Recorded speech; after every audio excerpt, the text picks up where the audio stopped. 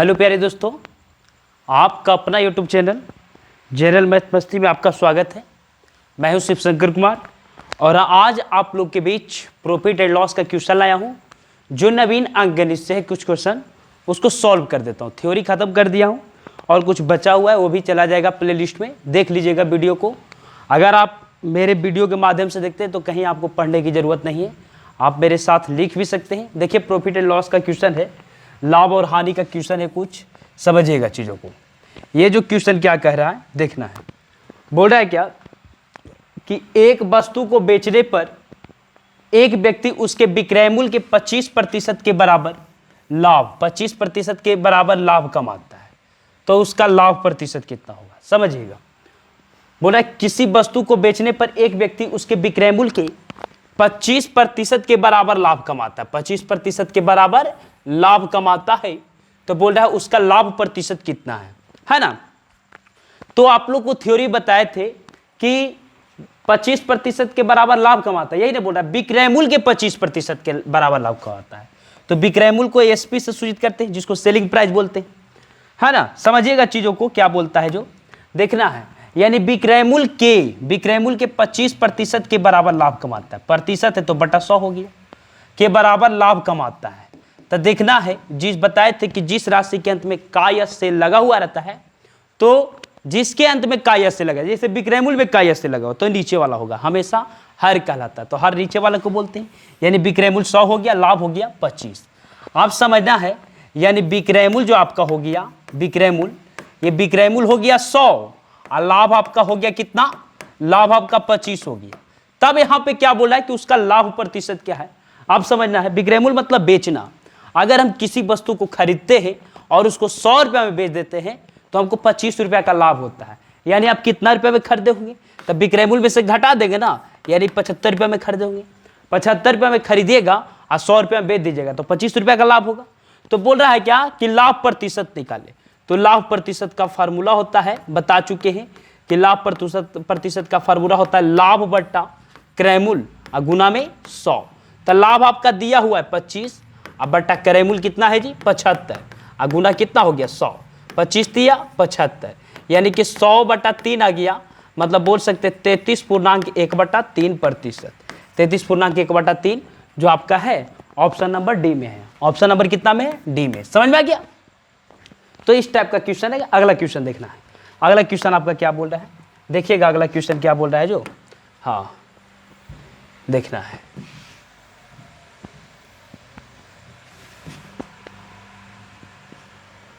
देखिएगा क्या बोल रहा है कि किसी वस्तु के क्रय मूल्य तथा विक्रय मूल्य का अनुपात दे दे है। समझना है यहाँ पे बोल दिया यहाँ पे क्या कि यदि किसी वस्तु के क्रय मूल्य तथा विक्रय मूल्य का अनुपात, क्रय मूल्य दिया हुआ है विक्रय मूल्य का अनुपात, यानी बोल रहा है कॉस्ट प्राइस और सेलिंग प्राइस। क्रय मूल्य मतलब खरीदना होता है, विक्रय मूल्य मतलब बेचना होता है, और दोनों का अनुपात दे दिया 10:11, 10:11। तब बोल रहा है लाभ प्रतिशत। अब बताओ 10 रुपये में कोई वस्तु को खरीदते हो 11 रुपये में बेच देते हो, कितना का लाभ हुआ, 1 का लाभ हुआ। तो बोल रहा है लाभ प्रतिशत निकाले। अगर लाभ पूछता तो यही हो जाता, लेकिन लाभ प्रतिशत बोल रहा है, तो लाभ प्रतिशत बराबर फार्मूला होता है लाभ बटा क्रय मूल्य। क्रय मूल्य तो 10 है और गुना में 100, ये आपका आएगा प्रतिशत में। 1 0 से 1 0 खत्म, यानी 10% हो गया, जो आपका ऑप्शन नंबर कितना में है, बी में है। समझ में आ गया। अगला क्वेश्चन देखते हैं, ये एसएससी के परीक्षा में पूछा था। अगला क्वेश्चन देखो क्या बोल रहा है। अगला क्वेश्चन बोल रहा है कि एक साइकिल, समझिएगा, यदि साइकिल को, ये भी देखिए एसएससी के परीक्षा 2010 में पूछा है क्वेश्चन, हाँ समझना है चीजों को।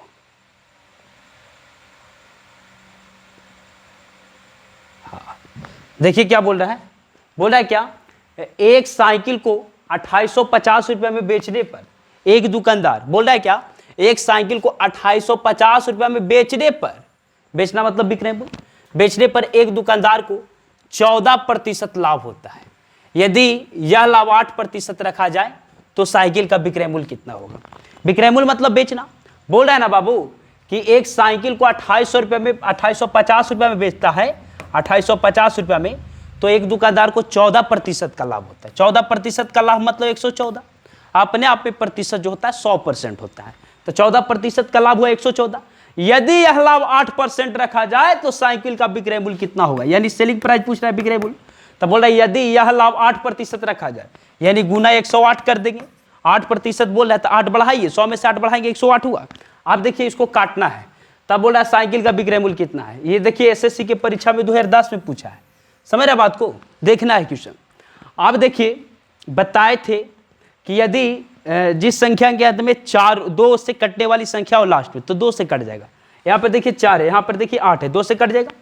5 दूनी 10, ठीक है, 1 बचा। 7 दूनी 14 कट गया, ये भी कटेगा। 5 दूनी 10, 4 दूनी 8, ठीक है। अब देखिए ये कटता है, 19 से कट रहा है। 19 को 19 दिया 57, ये कटता है, ये तो 19 से नहीं कटेगा। ओ हाँ, ये देखिए 19 से कटता है, 19 से कम 19, 28 में से 19 जाएगा। अच्छा 19 से भागा दे दीजिए आप, ये 19 से कटता है कि नहीं, 19 से 57 कट जाता है। 2850 में आप 19 से भागा दीजिए, 19 से कम 19, 18 में से 9 गया 9, खत्म, और 19 बचे 95, कट गया ना, ये कट गया आपका, एक 0 उतरा, 0 उतरा, यानी ये 19 दिया 57 कट जाता है। और ये 19 से कटता है 150 बार में, कितना बार में कटता है, 150 बार में। ये देखिए 3 है, तो 3 है तो ये भी कट गया, 50 दिया 150, 50 दिया 150। अब यहाँ पे गुना करो तो 1 0 तो पहले है, 1 0 उतर जाएगा। यहाँ पर देखिए 5 20 की 0 बाकी 2, 5 25, 25 से 2 कितना हुआ 27, यानी 2700 रुपया आ जाएगा आंसर। दे रहा है आपका, ऑप्शन नंबर बी हो जाएगा। कहने का मतलब क्या है कि एक साइकिल को 2850 रुपये में बेचते हैं तो एक दुकानदार को 14% का लाभ होता है। तो 2850 रुपये में बेचते हैं तब ना 14% का लाभ होता है, 114। बोला नहीं, यह लाभ हम 8% रखा जाए, 8% रखा जाए कि 8%, मतलब कि 8%, या बोला यदि यह लाभ 8% रखा जाए तो साइकिल का विक्रय मूल्य कितना होगा। तो 2850 रुपये में बेचता है तो दुकानदार को 14% का लाभ होता है, तो विक्रय मूल्य की तुलना विक्रय मूल्य से कर दी। बेचना मतलब विक्रय मूल्य, 14% का लाभ हुआ तो 114 हो गया। आप बताएं यदि यह लाभ 8% रखा था, गुना 108 कर दी, यानी 2700 रुपये में बेचेंगे तो साइकिल का हो जाएगा विक्रय मूल्य। 8% लाभ कमाना चाहते हैं तो आप 2700 में बेचना पड़ेगा। अगर 14% लाभ कमा रहा था 2850 में, है ना। अगला क्वेश्चन देखिएगा क्या बोल रहा है। अगला क्वेश्चन देखना है क्या बोल रहा है कि एक, देखिएगा क्या बोल रहा है जो,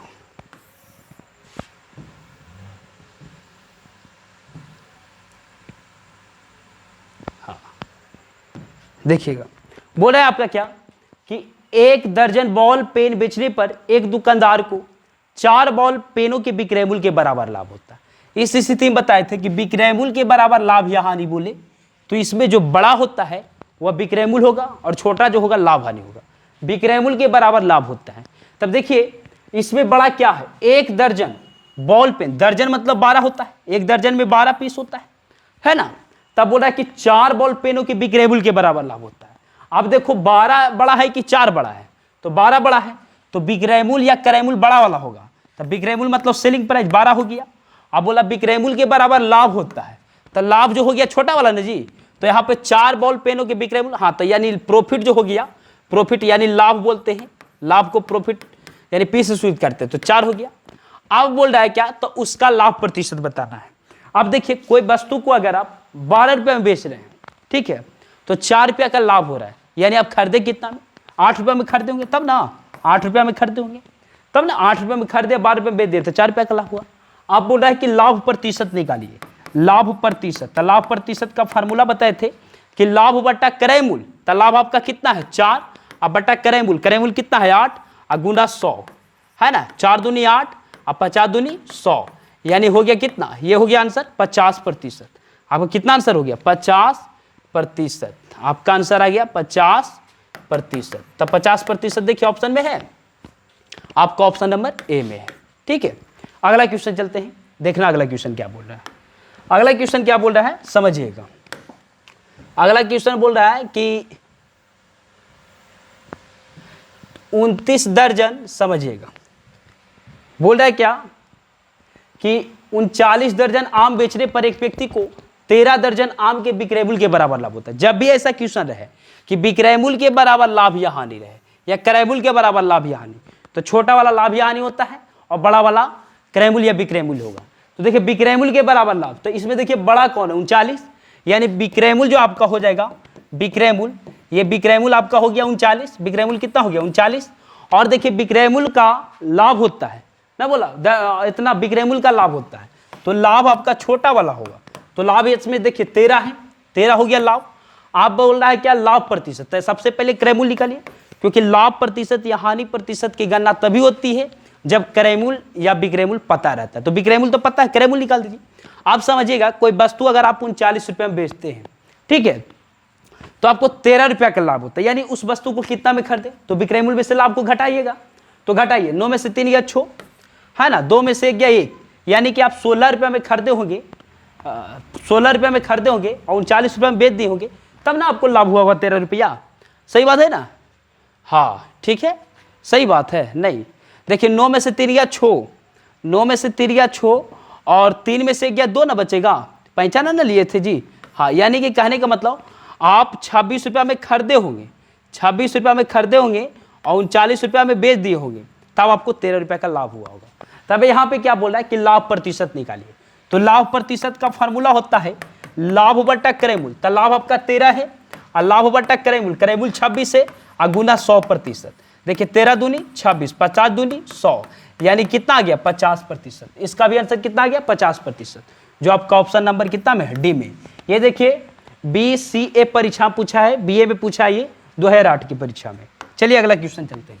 अगला क्वेश्चन देखिएगा क्या बोल रहा है, अगला क्वेश्चन जो है एक सब्जी विक्रेता, देखिएगा क्या बोल रहा है, एक सब्जी विक्रेता 1 रुपया में दूध की दर से, देखिएगा अगर वीडियो देखते हैं तो शेयर करिए, अभी हम नए नए हैं है ना।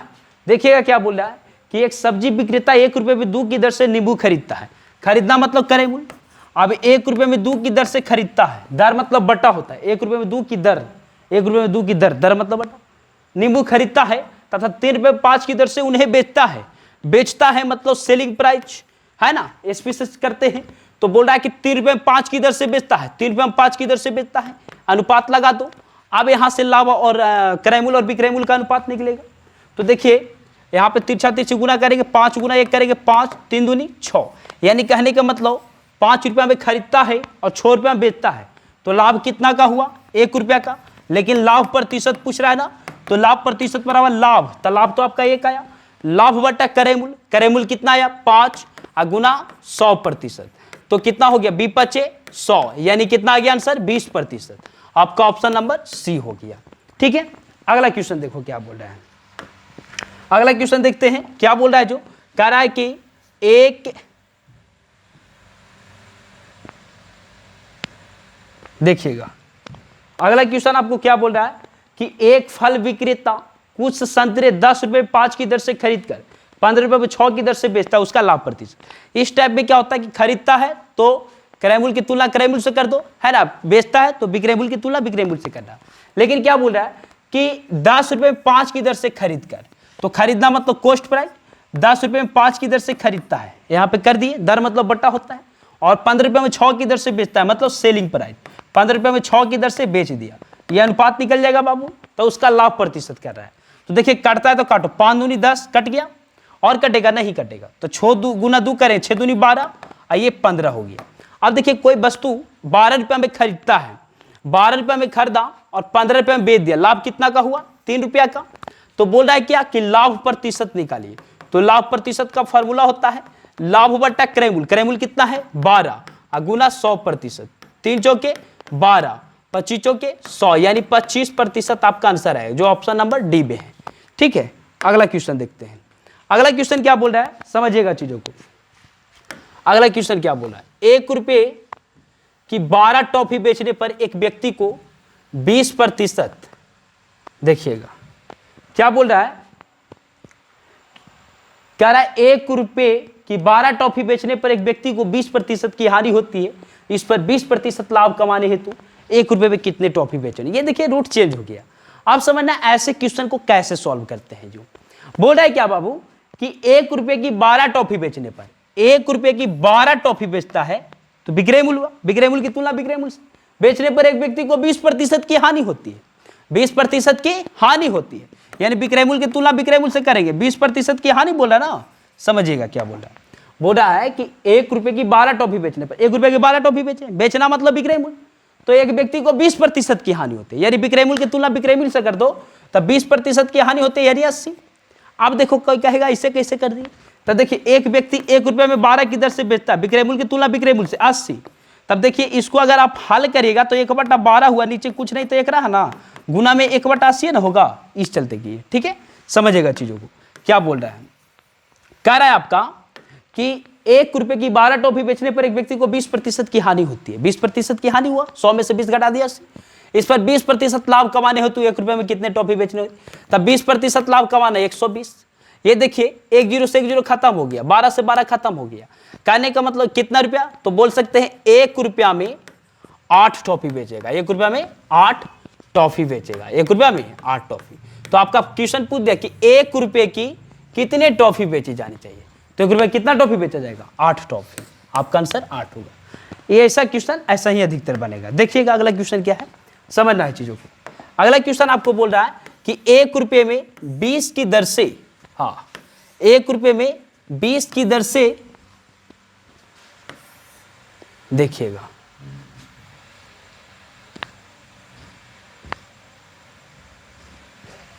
समझिएगा क्या बोल रहा है कि 1 रुपये की 20 की दर से बटन बेचने पर एक दुकानदार को 4% की हानि होती है। बेचना मतलब विक्रय मूल्य, तब बेचना मतलब जब विक्रय मूल्य होता है तब क्या बोल रहा है कि 1 रुपये की 20 की दर से बटन बेचता है, तो बेचता है तो बेचने के मतलब विक्रय मूल्य की तुलना विक्रय मूल्य से एक दुकानदार को 4% की हानि होती है। अब 4% हानि हुआ था, 100 में 4 घटा दो 96 से तुलना कर दी।